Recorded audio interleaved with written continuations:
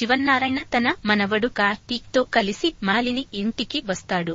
మాలిని, ఆమె తండ్రి దక్షిణామూర్తి ఆశ్చర్యపోతారు. దక్షిణామూర్తి, ఏంటి శివన్నారాయణ, వెతుక్కుంటూ మరీ వచ్చావ్, రా కూర్చో. Malini, fruits blank cheque table మీద పెట్టు. కార్తీక్, ఇవన్నీ చూశాక నేను ఎందుకు వచ్చానో నీకు అర్థమయ్యే ఉంటుంది. శివన్నారాయణ, బాబాయ్, మర్యాదలు అవసరం లేదు. నా రెస్టారెంట్ ముందే నువ్వు కొత్త బ్రాంచ్ ఓపెన్ చేసి నా మీద గెలిచాను అంటున్నావు.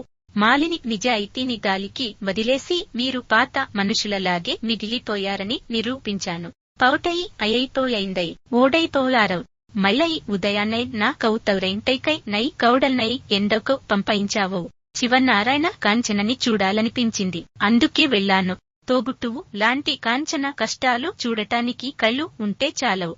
మాలిని, వరస కలిపే అధికారం నీకు ఎవరు ఇచ్చారు? మాకు మీ సాయం అవసరం లేదు. మమ్మల్ని వదిలేయండి. శివనారాయణ, కాంచన తండ్రి ఇంకా బ్రతికే ఉన్నాడు. మరోసారి మా ఇంటికి దాని, కాంచన ఇంటికి దాని రావడానికి వీలు లేదు. దక్షిణామూర్తి, నా నమ్మకానికి రూపం కార్తీక్ అయితే నా నిజాయితీకి రూపం సూరజ్. శివనారాయణ తన బలమెంతో గట్టిగా చెప్పి అక్కడి నుంచి వెళ్లిపోతాడు. మరో దృశ్యం, శివనారాయణ ఇల్లు.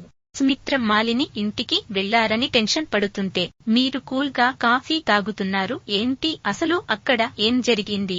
శివనారాయణ, అవసరాల్ని అవకాశంగా మార్చుకునే వాళ్ళకి అలాగే బుద్ధి చెప్పాను. పద, అడవికి అంటుకున్న నిప్పులాంటిది